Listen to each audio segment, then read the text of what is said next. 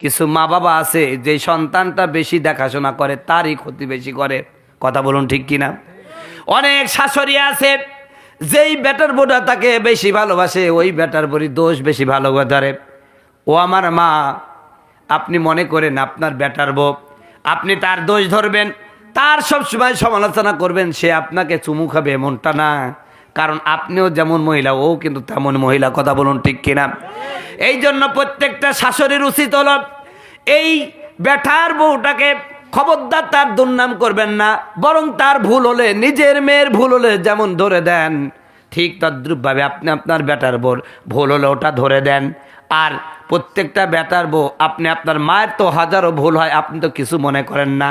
আমি মনে করি প্রত্যেকটা বেটার বউ যদি তার শাশুড়িকে মায়ের মতন মনে করে, আর প্রত্যেকটা শাশুড়ি যদি তার বেটার বউকে নিজের মেয়ের মতন মনে করে, একসাথে মিলেমিশে চলে, হাজারো ভুল হলে ওটা না দেখার ভান করে চলে, আল্লাহর কসম করে বলি ওই শাশুড়ি আর ওই বেটার বউ, এরা শাশুড়ি আর বেটার বউ থাকবে না, আপন মেয়ে মায়ে হয়ে যাবে। কথা বলুন ঠিক কিনা?